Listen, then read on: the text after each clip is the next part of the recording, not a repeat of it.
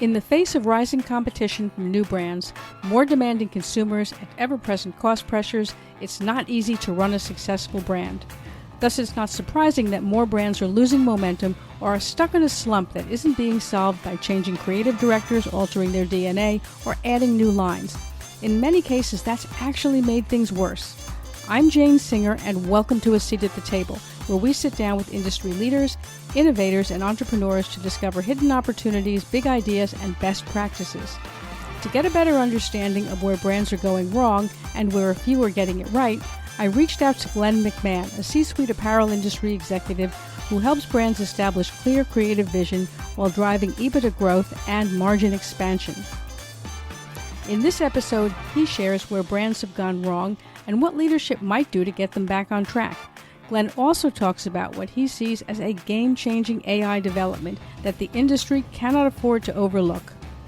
Before we get started, if you're looking to find out about growth opportunities in the apparel industry, from retail markets to sourcing developments, then you might want to take a look at Inside Fashion. Each month, you'll get a clear, concise view of global sourcing in retail markets. Join leading supply chain and retail executives worldwide who trust Inside Fashion to help them benchmark performance and anticipate what's next. You can learn more at insidefashionlive.net. I'll also leave a link in the show notes.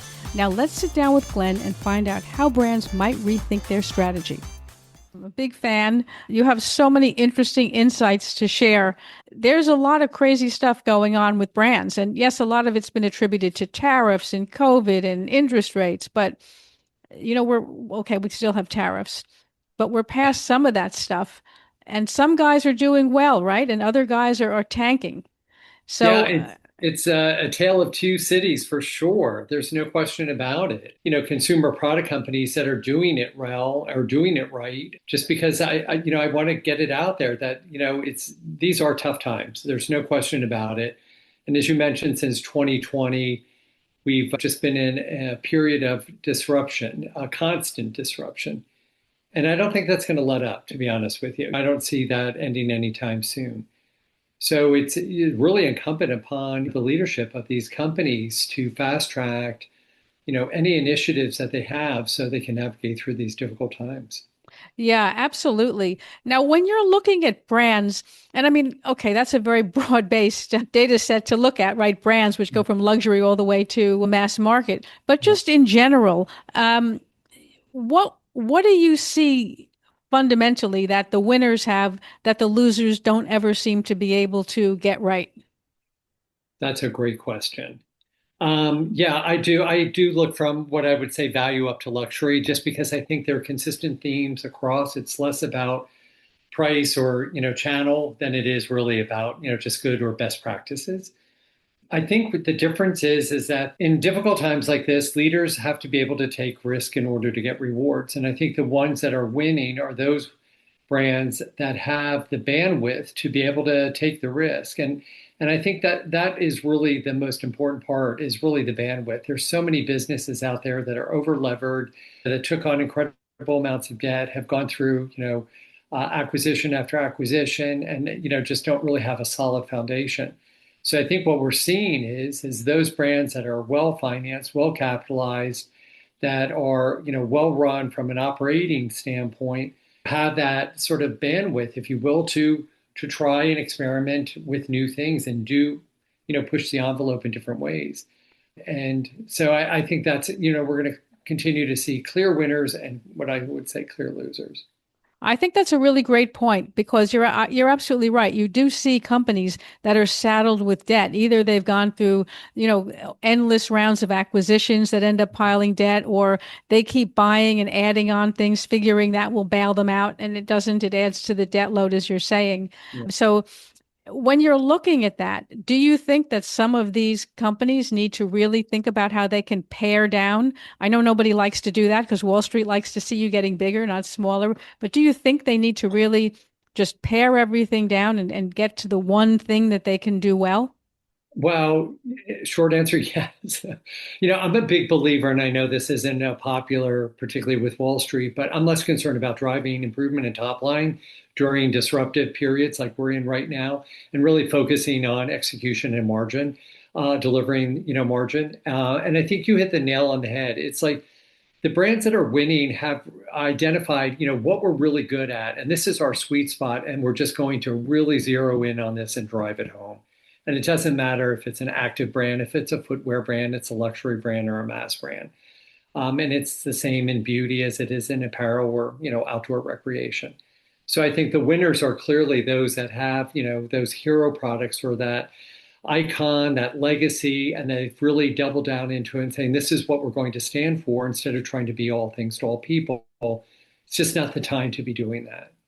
Yeah, I think that's a very good point.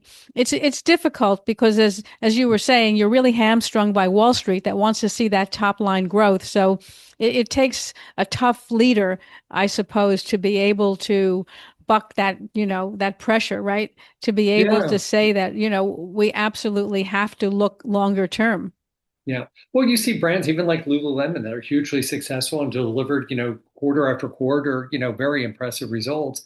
And they get whacked here and there if, if they're, the street doesn't think that they're meeting their expectations.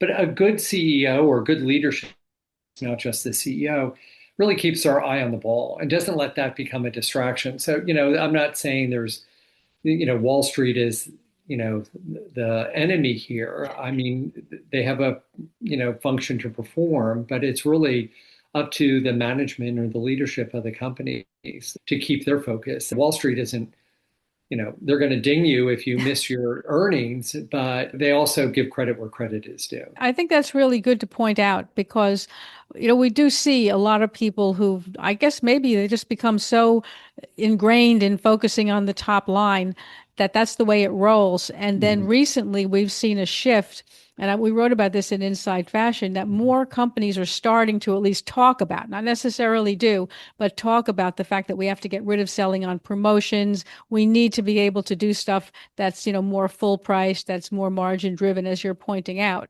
I'm hoping that the industry will go in that direction. Well, during the pandemic, when we first talked, that naturally happened because of the supply chain issues, and there was a shortage of merchandise products. So brands were able to either charge a premium price or hold pricing and not discount. And so they, a lot of them came through in a very good position because of that. The tariffs could play a very similar role. For those brands that are well inventoried or in good inventory position or don't rely only on Far East manufacturing, this could be an opportune time for them because they'll be in the spot where they can continue to demand full price and not have to promote. So it will be interesting going into the fourth quarter. I mean, we're heading into the busiest time of year for most retailers and brands to see what kind of promotional activity, because it usually kicks off around this time of the year. And we've seen the holiday, creep up earlier and earlier to October. It's insane. So it'll be interesting to see how it plays out this year. Yeah, what's your outlook on holiday? I mean, what do you think is going to be the biggest challenge? What are you're watching holiday like all of us? What's your expectations, at least at this point in the timeline? I think it's going to be a really tough quarter, to be honest with you. And so many brands and retailers rely on this being, 30 or more percent of their total, annual volume. So I think it's going to be a really tough quarter across the board for brands. It's just, increased prices is going to, impact demand. Supply is going to be challenged. So I think it's coming from all different angles. Yeah, absolutely. And it's hard to pivot. How do you find an alternative source to manufacturing if the tariffs are, it's also hard to keep track with all the craziness. Are they 15 today or 125 or, what is the tariff? So I think the consumer is really confused. This trickles down. I don't think most consumers pay that close attention to it. So they just hear the noise through the media. But, I think consumers are concerned, and that's never a good thing going into a big quarter like the fourth quarter, where you have consumers nervous about their spending or their shopping habits. Absolutely. What do you think the smart retailers will be doing right to be able to maybe not win the holiday, but to at least outperform the rest of the market? Well, I think it's not being promotional is number one. So hold your line as long as you possibly can. And I also think it leans into experience and messaging. these are tough times for a lot of consumers. They're really struggling to make ends meet, and whether it's food prices, gas prices, cost of education, just normal living expenses have continued to creep up. So I think that, consumers are being very diligent about where they shop and when they shop. And we're already seeing, very affluent customers shop at Costco and Walmart. And, those brands, those are two good examples of retailers and leadership teams that are saying, okay, we're going to continue to make sure that our value-minded customers are getting exactly what they need from us at Costco and Walmart and TJ Maxx.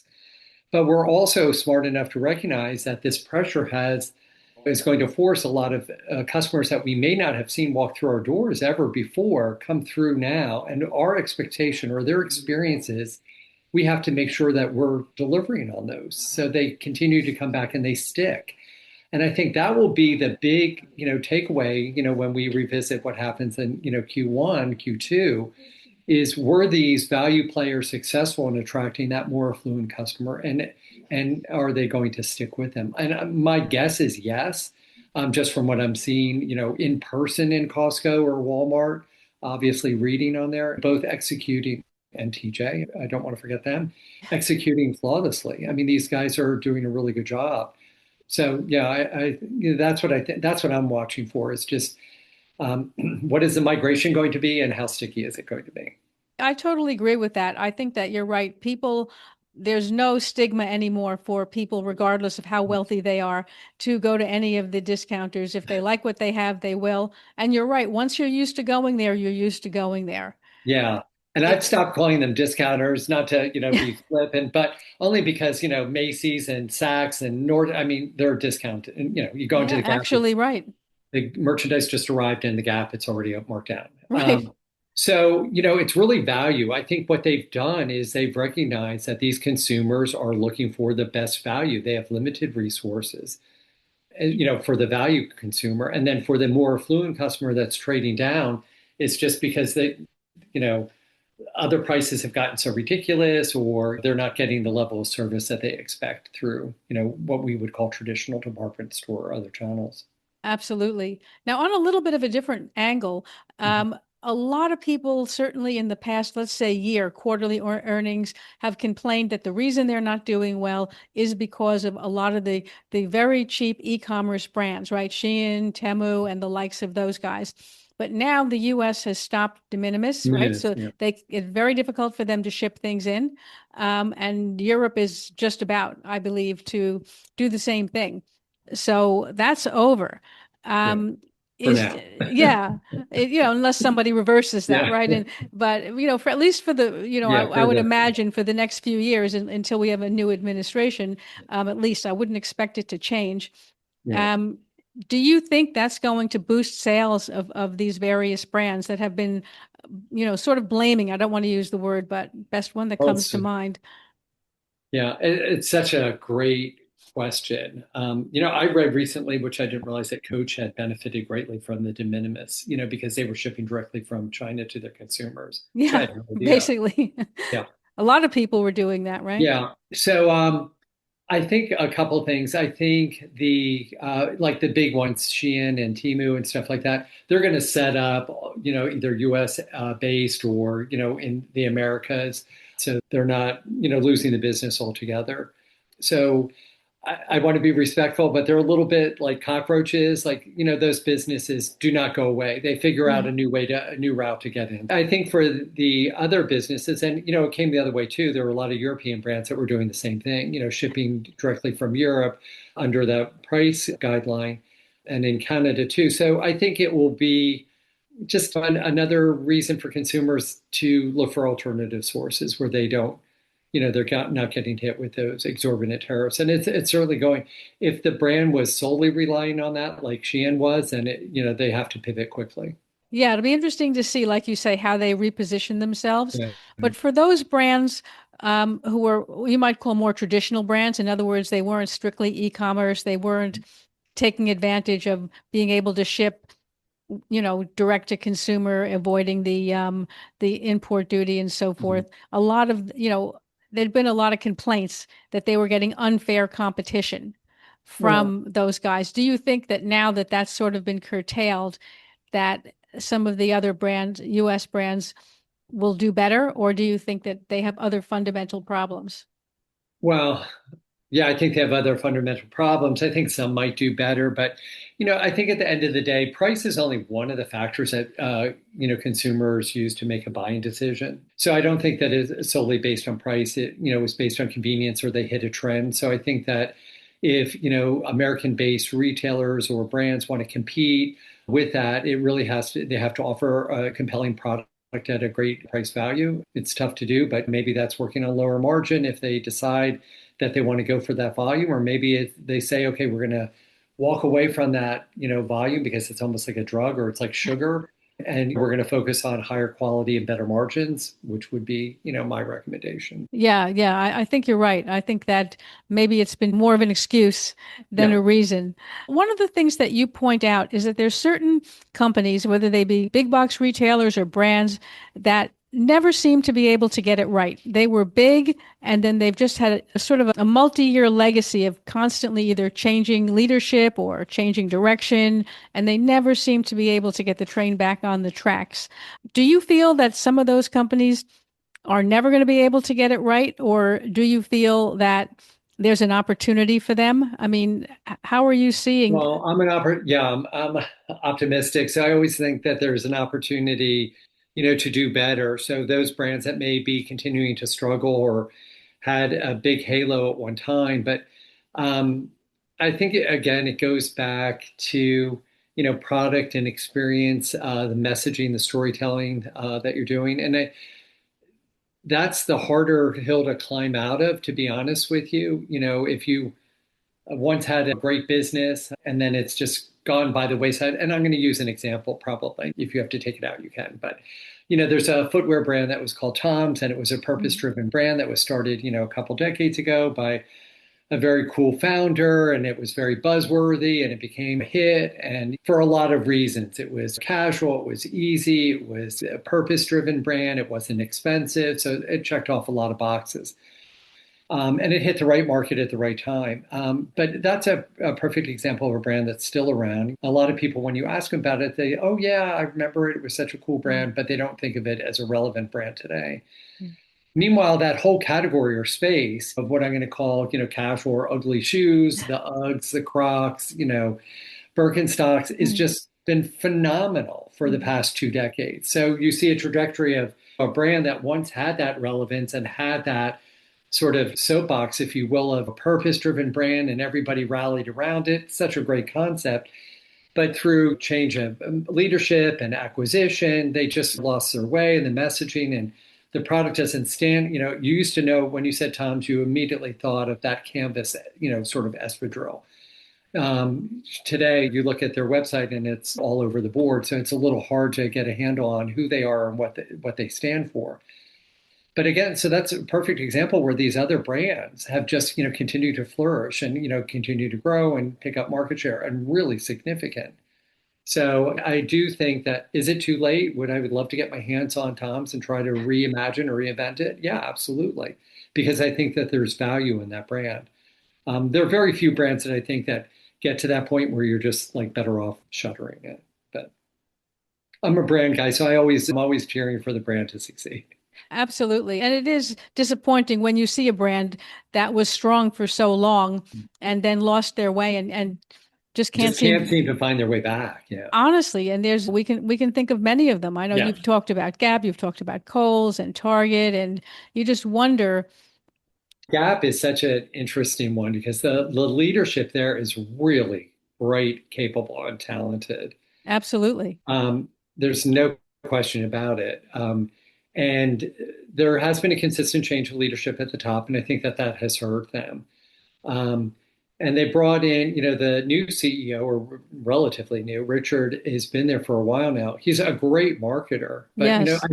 I think sometimes the disconnect comes in whether it's boards or recruiting firms think and needs or the company needs to form or turn around or stay relevant.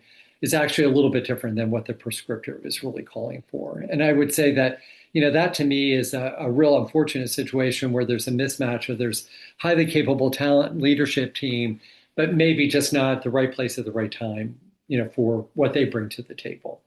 Yeah, that's a good way of putting it, actually. I think you do see that more often now when they have tried to get new people in and they just seem to be throttled, right? Yeah. And it's, yeah, again, it's heavy, lifting. You've got to go in and fix the fundamentals of a big company like that. It's not, splashy marketing or ad campaigns alone are not going to fix it. The operations are broken. I mean, their lead times for product development are still 18 to 24 months. I mean, how Wow. in this world can you do that? So those are things that, from my point of view, it's a lot easier from the outside looking in. Those are things that I probably would have tackled first instead of, a slew of these great splashy campaigns that make you feel really good, but then you go into the store and you're like, oh my God, the words and the pictures do not match. Yeah, so true. Absolutely. I mean, you can see that now. That's exactly the situation. Now, when we look at brands, for so long, the market's been dominated by a handful of what you might call mega brands, right? They were just everywhere, every high street, every mall. And the internet's allowed smaller brands to come up, indie brands. Some of them are actually pretty big right now. Yeah. When you look at the future, do you see that we're going to have more of a shift to a more fragmented brand environment, or do you think that we'll still have a consolidation with a handful of companies? Oh my God. Maybe they're umbrellas who buy up all these brands, or do you think that there's a chance to go back to having brands that can just stand alone as individual brands? We're going to take a quick break now, and then we'll be right back. We were hiring when we were making 50 to 100K monthly losses. And why? Welcome to episode 1. I can't think of a single founder who's been around for a decent amount of time in business who hasn't had their tunnel of year. This was that year. We're going to be okay, yeah, Sheree. Some are going to hear this and think, you TDP. But hear me out. You only have to do the math to understand that very soon we were $500,000 down.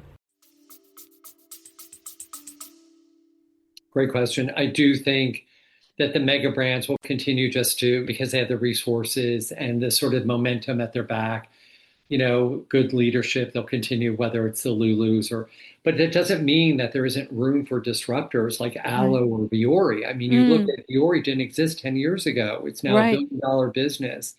Still much smaller than Lululemon, but grabbing market share. I do think that the mega businesses like the Nikes and the Lulus and the Adidas are going to continue to do well just because they're well managed and they're great brands. So I hope they continue to do well. I do think that, to your question, which is really interesting, and it is social and digital, and it's only going to be even more amplified. I do think what I'm going to call these disruptor brands, or their upstart brands, or these new, more niche brands, even though some of them may be a couple $100 million, they're not so niche, are going to continue to thrive. And I think that the biggest fundamental change that we're going to see that very few people are actually talking about in leadership right now is the advent of agentic AI. And what that is going to do is it puts the consumer in complete power. So for so long, the brands have had the power to push their messaging onto the consumer. Now with, social and digital media, and we've seen this happening over the past 10 years, the consumers can hunt, discover things online, then they can, go shop and buy them. So it doesn't take a huge budget for somebody to be able to discover. But the agentic AI, basically the consumer's going to have their own agent, which is agentic AI, and they're going to, instead of going onto a website or Google or Bing or even Amazon and doing their search like we're traditionally doing now, they're going to have their agent. The agent's going to say, I checked your calendar and you have a wedding coming up in a month.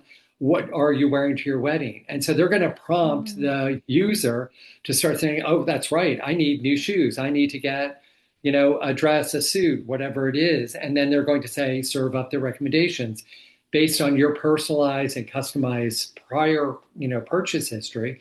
These are the brands we know you like Buck Mason, we know you like Zimmerman, and they're going to forward it up.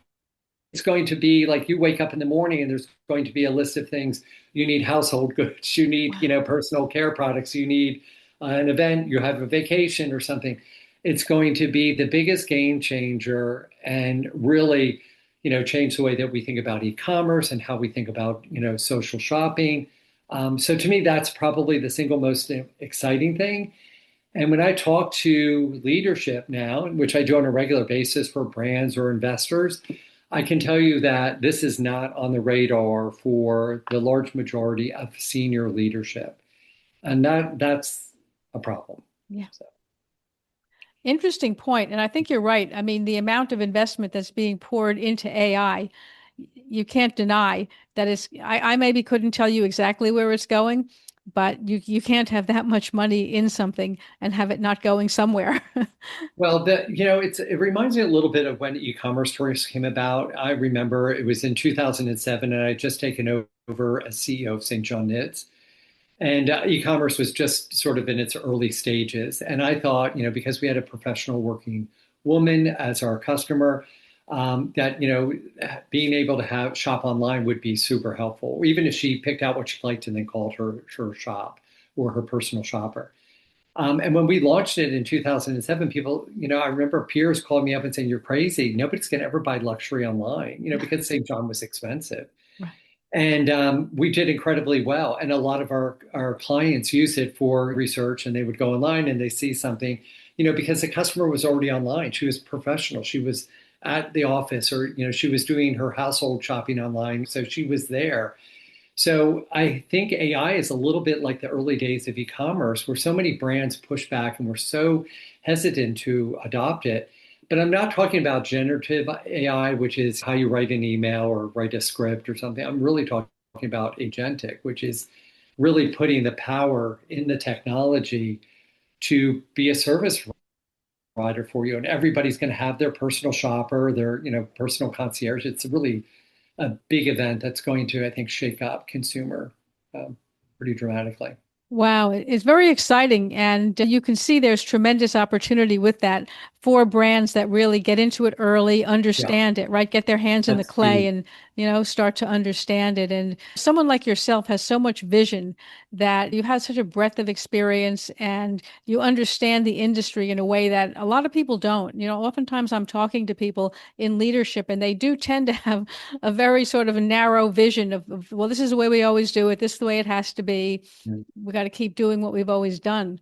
Well, I mean, I'm curious, and I think that's why, and love to learn new things. But AI is happening at such a quick and rapid clip that I don't think there are many experts out there, and it's something that we all need to learn about. But the benefits of this go beyond having sort of the personal concierge or shopper at your service. From a brand point of view, it's going to do SKU optimization. It's going to price rationalization. All of these things that currently are done by the different departments, and they're done on Excel spreadsheets. And oftentimes the functional areas aren't communicating in real time. So if something happens in marketing, maybe it could impact sales, but they don't know until after the fact. But with these tools that are coming out now, that a lot of that work will be streamlined, where you'll basically be, waking up to a dashboard that's going to tell you, here are 10 action items that you could take, and these are the deliverables that you'll get as far as the return on your investment. That doesn't really exist today. I mean, most companies don't have that kind of analysis or analyst team to do that kind of work, and AI can do that for you. So a lot of what we were talking about before with regard to supply chain, with regard to pricing, promotions, all of that could benefit greatly from the right AI platform.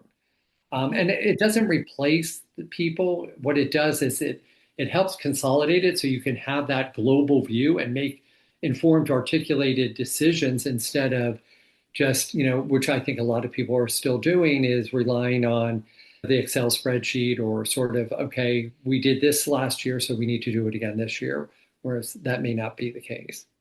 I think that's absolutely right. I mean, you can see the forward-thinking people in the industry are really looking to see how do we create these dashboards? How do we create any kind of a mechanism that can help us be more predictive, be more responsive? Well, exactly.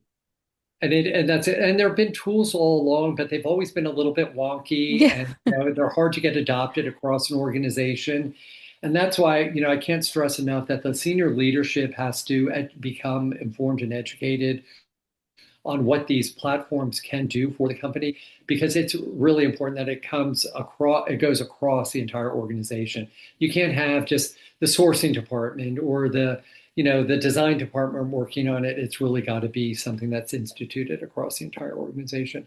And, the headline is that Walmart and Amazon are doing this already. So people love to criticize them for taking over the world. Well, there's a reason that they are, is because they are implementing these types of platforms so they can make these informed business decisions.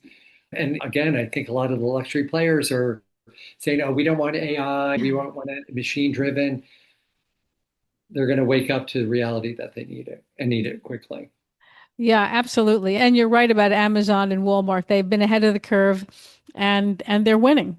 Yeah, and during COVID, they started making huge investments. Amazon always has, but in technology, Walmart and some of the other big box retailers have as well too, where they have their proprietary, versions of it. So, and I think that's important. Yeah, Walmart's done a lot with AI recently, and you're right. You don't see as many other companies actually getting their hands in the clay to that level. I think you're right. It's you got to learn all these things. At least make an informed decision about how you're going to use it in your company, as opposed to just rejecting it out of hand. Yeah, and that's so true. I read an article recently. There was a debate, like, do you have a AI, a C level AI expert? And there were, obviously pros and cons to that. I think you need an advocate within the organization that's pushing it through. But to my earlier point too, if it's not adopted across the entire organization, that, one person standing on a soapbox isn't going to make a difference. Yeah, 100%. Well, Glenn, you've shared so many interesting things here, and it's really just a pleasure to be able to discuss with you. Yeah, it's always great to catch up, Jane. I appreciate you. Thank you. Yeah, really a pleasure. Thanks for being with us here today on A Seat at the Table.